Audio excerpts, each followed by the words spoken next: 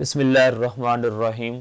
अस्सलाम वालेकुम दोस्तों, मैं हूं ज़िया मुस्तफ़ा और अपने YouTube channel employees corner Zia के अंदर एक नई वीडियो लेकर हाज़िर हुआ हूं जिसका अनवान है सर्विस बुक रूल्स। इस वीडियो के अंदर सर्विस बुक रूल्स के बारे में कुछ अहम पॉइंट्स मैंने उर्दू के अंदर नोट किए और आपके साथ शेयर कर रहा हूँ। इससे पहले सर्विस बुक की दो वीडियो मैंने पेश की। एक वीडियो पे एंट्रीज़ के मतलब थी कि सर्विस बुक के अंदर पे एंट्री कैसे करनी है, यानी कि जो सालाना इंक्रीमेंट है उसका अंदराज कैसे करना है और उसे साइन कैसे करवाने हैं, उसका नमूना मैंने बाकायदा अमली तौर पर आपके सामने पेश किया। और दूसरी वीडियो मेरी लीव अकाउंट के बारे में थी, उसको मैंने बाकायदा तफसील के साथ बयान किया और उसके अंदर लीव कैलकुलेटर भी आपके साथ शेयर किया।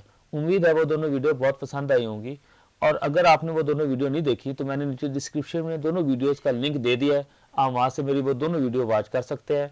या ऊपर टॉप राइट कॉर्नर पर मैंने इस प्ले लिस्ट का, सर्विस बुक की पूरी प्ले लिस्ट का लिंक दे दिया आई बटन की शक्ल के अंदर, तो आप वहाँ से मेरी वीडियो देख सकते हैं। तो आइए हम अपनी वीडियो की तरफ चलते हैं। सर्विस बुक सिर्फ और सिर्फ नॉन गजेटेड एम्प्लॉयज़ के लिए है जिनका स्केल 1 से लेकर 15 तक है। ऐसा एम्प्लॉय जो नॉन गजेटेड है लेकिन उसका स्केल नंबर 16 है और वो 16 स्केल पर्सनल है, तो उसके लिए सर्विस बुक होगी। 16 स्केल हो लेकिन हो गजेटेड तो उसके लिए सर्विस बुक नहीं है। असल सर्विस बुक महकमा के पास होगी और मुलाजम चाहे तो वो एक डुप्लीकेट सर्विस बुक बनाकर अपने पास रख सकता है। मुलाजम जहाँ भी जाएगा उसकी असल सर्विस बुक उसके साथ जाएगी, उसका जो भी स्टेप होगा, उसका जो भी रिकॉर्ड होगा, वो तमाम का तमाम सर्विस रिकॉर्ड उसकी सर्विस बुक में ऐड होगा और हर एंट्री जो है डी पावर होगी उससे तस्दीक शुदा होगी। सर्विस बुक में ओवर राइटिंग की और मिटाने की गुंजाइश नहीं है। अगर गलती से हो जाए तो उसे काट कर दुरुस्त लिखा जाए और उसकी वजह लिखी जाए कि हमसे ये गलत हो गया, अब ठीक लिखा है, और इसे ऑफिसर जो है तस्दीक करे बाकायदा साइन और डेट के साथ। एम्प्लॉय का हक है कि वो गाये बगाए अपनी असल सर्विस बुक जो है महकमा से लेकर उसका विजिट कर सकता है, देख सकता है, और देखनी भी चाहिए कि वो सही लिखी जा रही है गलत। और उसमें एक मखसूस कॉलम है जिसमें एम्प्लॉय को चाहिए कि अपने दस्तखत करे अगर वो सही लिखी जाए। अगर वो गलत लिखी जाए तो जो है महकमा को वो क्लेम कर सकता है कि मेरी सर्विस बुक सही की जाए। सर्विस बुक के पहले सफ़े पर एम्प्लॉय अपना पर्सनल रिकॉर्ड लिखेगा, यानी नाम, बल्दिया, तालीम, ओहदा, महकमा, पता वगैरह। उसके बाद उसके नीचे जो है थंब इम्प्रेशन होंगे और उसके बाद एम्प्लॉय के दस्तखत होंगे और नीचे जो है ऑफिसर से तस्दीक करेगा।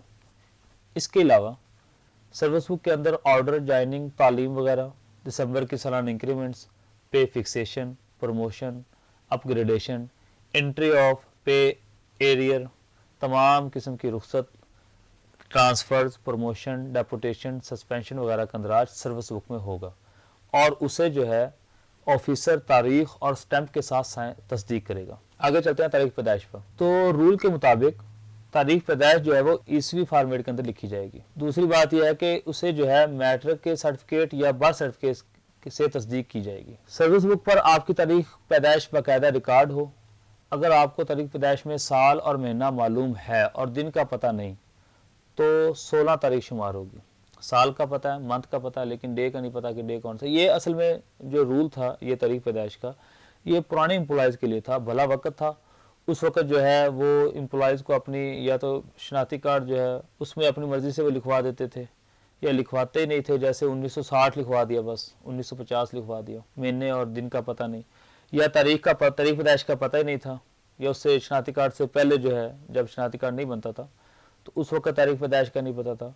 तो उस वक्त के लिए रूल है। अब तो तकरीबन हर एक अपनी डेट ऑफ बर्थ का पता है, उसका रिकॉर्ड बाकायदा है। तो वो इसमें ये कुछ पॉइंट था, एक पॉइंट था कि अगर दिन का ना पता तो 16 तारीख शुमार होगी, अगर आपको साल मालूम हो और मंथ का ना पता तो 1 जुलाई शुमार होगी। यानी आपको साल का पता है कि मेरी जो है डेट ऑफ बर्थ है 1976, तो 1 जुलाई 1976 होगा। ऐसे ही अगर साल भी मालूम ना हो तो अंदाजे से तारीख पैदाइश निकाल लेंगे। तो एम्प्लॉय बताएगा कि मैं इस वक्त मेरी उम्र इतनी है, तो उस अंदाजे से उसकी तारीख पैदाइश बनाई जाएगी। सर्विस वेरिफिकेशन है। सरकारी मुलाजिम को हर साल सर्विस वेरीफाई करवानी चाहिए। एक स्टैंप या हाथ से लिख कर उसे ऑफिसर से तस्दीक करवाए। वैसे मैंने कुछ सर्विस बुक ऐसी देखी हैं कि एम्प्लॉय जो है गाय बगाए अपनी सर्विस जो है वेरीफाई करवाते रहते हैं। हर साल या कुछ सालों की इकट्ठी वो अपने महकमे से वेरीफाई करवाते रहते हैं। और हमारे यहाँ आमतौर पर रिवाज नहीं है सर्विस वेरिफिकेशन का कि 1 साल गुजर गया, 2 साल गुजर गया, मैंने सर्विस बुक पर नहीं देखा कि उन्होंने अपनी सर्विस को वेरीफाई करवाया हो। लेकिन बाद सर्विस बुक बहुत ज़बरदस्त अप टू डेटेड के अपनी सर्विस को वेरीफाई करवाया होता है, तो करवाना चाहिए। हर साल वेरिफिकेशन करवानी चाहिए। इसके अलावा अगर सरकारी मुलाजम में एक ऑफिस से दूसरे ऑफिस से ट्रांसफ़र हो तो पिछली सर्विस पिछले ऑफिस से वेरीफाई होगी। और ट्रांसफ़र के बाद अगली सर्विस जो है अगले ऑफिस से वेरीफाई होगी। सर्विस बुक जो है अगले डिपार्टमेंट में मुंतकिल कर दी जाएगी। अगर कोई नॉन गजटेड एम्प्लॉय जो है वो गजटेड ऑफिसर बन जाए तो इसकी सर्विस बुक जो है अकाउंट ऑफिस चली जाती है। अगला बहुत ही अहम पॉइंट है 10 साल वेरिफिकेशन या 25 साल वेरिफिकेशन। ये पेंशन के लिए बहुत ही ज़रूरी और लाजिम है। फॉर एग्जाम्पल एक एम्प्लॉई है वो 10 साल के बाद और 25 साल से पहले रिटायरमेंट लेता है या दौरान सर्विस फौत हो जाता है तो उसकी 10 साल सर्विस वेरिफिकेशन लाजिम होगी, बैंक में से भी और अकाउंट ऑफिस से भी। उसी बुनियाद पर उसे पेंशन मिलेगी। और उसके साथ जो है जो 25 साल सर्विस हो जाए तो 25 साल के बाद अगर रिटायरमेंट लेता है या फौत हो जाता है तो उसकी जो है 25 साल सर्विस वेरिफिकेशन होगी, बैंक में से भी और अकाउंट ऑफिस से। ये पेंशन का लाजिम हिस्सा है। सालाना इंक्रीमेंट के अलावा पे में जो भी तब्दीली आएगी उसे अकाउंट ऑफिस से लाजमी वेरीफाई करवाना होगा, अकाउंट ऑफिस से फिक्सेशन करवानी होगी। किन मौक़ों पर सर्विस बुक की ज़रूरत होती है? सर्विस रिकॉर्ड के लिए, लीव अकाउंट के लिए, पेंशन केस के लिए, एरियर बिल के लिए, पे फिक्सेशन के लिए। बहुत से मुख्तलिफ ऐसे मौक़े हैं कि वहाँ पर आपकी सर्विस बुक देखी जाती है या वहाँ पर जो है उसकी एंट्री डाली जाती है, आपका केस कंप्लीट नहीं होता। ऐसे मौक़ों पे जो है वो सर्विस बुक का साथ होना लाजिम है। तो ये कुछ असूल थे, कानून थे जो मैंने आपके साथ शेयर किए। इसके जो है मैंने इसका लिंक जो नीचे डिस्क्रिप्शन में दे दिया है, इंग्लिश के अंदर भी और उर्दू के अंदर भी। दोनों फाइलें आप डाउनलोड करके मज़ीद आप ख़ुद अपनी तरफ से मुताला कर सकते हैं। मुझसे ज़्यादा पढ़े लिखे हैं, आप ज़्यादा बेहतर तरीके से तर्जमा कर सकते हैं, इसे ज़्यादा बेहतर तरीके से समझ सकते हैं। मेरा सिर्फ जो है आपसे जो है वो शेयरिंग मकसूद था, बाकी जो है काम आपका है। तो नेक्स्ट वीडियो आने तक इजाज़त दीजिए, इंशाल्लाह फिर मिलेंगे। अल्लाह हाफिज़।